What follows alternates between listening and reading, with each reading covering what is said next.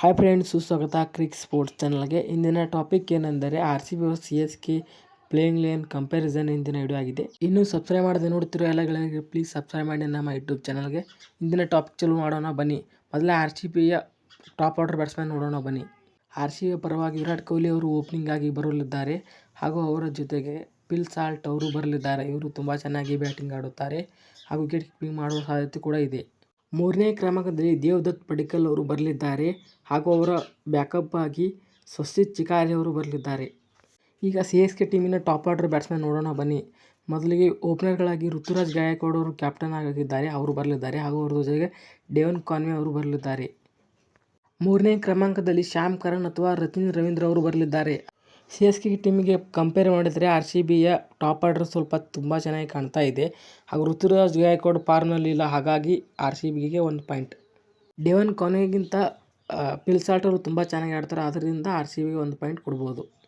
RCB ಟೀಮಿನ middle order 4ನೇ ಕ್ರಮಾಂಕದಲ್ಲಿ ರಜತ್ ಪಟ್ಟಿದಾರ್ ಬರಲಿದ್ದಾರೆ ಹಾಗೂ 5ನೇ ಕ್ರಮಾಂಕದಲ್ಲಿ ಲಿವಿಂಗ್ಸ್ಟನ್ ಅವರು ಬರಲಿದ್ದಾರೆ.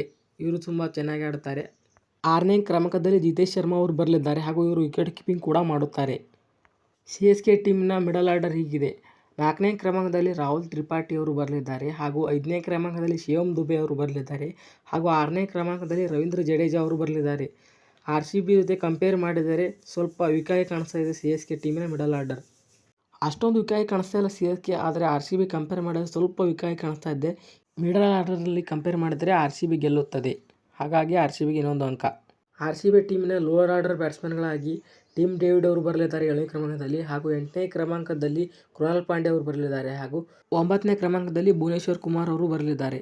CSK ಲೋವರ್ ಆರ್ಡರ್ ಬ್ಯಾಟ್ಸ್ಮನ್ಗಳಾಗಿ 7ನೇ ಕ್ರಮಾಂಕದಲ್ಲಿ ರವಿಚಂದ್ರನ್ ಅಶ್ವಿನ್ ಅವರು ಬರಲಿದ್ದಾರೆ ಹಾಗೂ 8ನೇ ಕ್ರಮಾಂಕದಲ್ಲಿ ಮಹೇಂದ್ರ ಸಿಂಗ್ ಧೋನಿ ಅವರು ಬರಲಿದ್ದಾರೆ ಹಾಗೂ 9ನೇ ಕ್ರಮಾಂಕದಲ್ಲಿ ಖಲೀಲ್ ಅಹ್ಮದ್ ಆಡಲಿದ್ದಾರೆ. RCB ಟೀಮ್ ಜೊತೆಗೆ ಕಂಪೇರ್ ಮಾಡಿದರೆ CSK ಟೀಮ್ ಸ್ವಲ್ಪ ಸ್ಟ್ರಾಂಗಾಗಿ ಕಾಣ್ತಾ ಇದೆ, ಹೀಗಾಗಿ 1 ಅಂಕ CSK ಟೀಮಿಗೆ ಕೊಡ್ಬೋದು. RCB ಟೀಮಿನ ಪರವಾಗಿ ಬಾಲರ್ಗಳಾಗಿ 10ನೇ ಕ್ರಮಾಂಕದಲ್ಲಿ ಎಸ್ ದಯಾಲ್ ಅವರು ಬರಲಿದ್ದಾರೆ ಹಾಗೂ 11ನೇ ಕ್ರಮಾಂಕದಲ್ಲಿ ಹಜಲ್ವುಡ್ ಅವರು ಬರಲಿದ್ದಾರೆ. ಈಗ CSK ಟೀಮಿನ ಬಾಲಿಂಗ್ ಬಗ್ಗೆ ಮಾತನಾಡಿದರೆ 10ನೇ ಕ್ರಮಾಂಕದಲ್ಲಿ ನೂರ್ ಅಹ್ಮದ್ ಅವರು ಆಡಲಿದ್ದಾರೆ ಹಾಗೂ 11ನೇ ಕ್ರಮಾಂಕದಲ್ಲಿ ಮತೀಶ ಪತಿರಾಣ ಅವರು ಆಡಲಿದ್ದಾರೆ. CSK ಟೀಮ್ ಜೊತೆಗೆ RCB ಟೀಮ್ ಕಂಪೇರ್ ಮಾಡಿದರೆ RCB ಟೀಮ್ ಹಾಗೂ CSK ಟೀಮ್ ಎರಡು ಸಮಬಲದ ಹೋರಾಟವನ್ನು ಹೊಂದಿದೆ. ಬಾಲಿಂಗ್ನಲ್ಲಿ ಟೈ ಆಗಿದೆ. RCB ಟೀಮ್ ಪರವಾಗಿ ಇಂಪ್ಯಾಕ್ಟ್ ಪ್ಲೇಯರ್ ಆಗಿ ಮನೋಜ್ ಪಾಂಡೆ ಹಾಗೂ ರಶೀದರ್ ಅವರು ಬರಲಿದ್ದಾರೆ. CSK ಟೀಮಿನ ಪರವಾಗಿ ಮುಕೇಶ್ ಚೌಧರಿ ಹಾಗೂ ರಚಿನ್ ರವೀಂದ್ರ ಅವರು ಬರಲಿದ್ದಾರೆ. ಈ ಕಂಪ್ಯಾರಿಸನ್ ವಿಡಿಯೋದಲ್ಲಿ ಓವರಾಲ್ ಆಗಿ RCB ಗೆದ್ದಿದೆ, ಹಾಗಾಗಿ ನಿಮ್ಮ ಅಭಿಪ್ರಾಯವನ್ನು ತಪ್ಪದೆ ಕಮೆಂಟ್ ಬಾಕ್ಸಲ್ಲಿ ಕಮೆಂಟ್ ಮಾಡಿ. ಇನ್ನಷ್ಟು ವಿಡಿಯೋಗಾಗಿ ಸಬ್ಸ್ಕ್ರೈಬ್ ಮಾಡಿ ನಮ್ಮ ಯೂಟ್ಯೂಬ್ ಚಾನಲ್ಗೆ.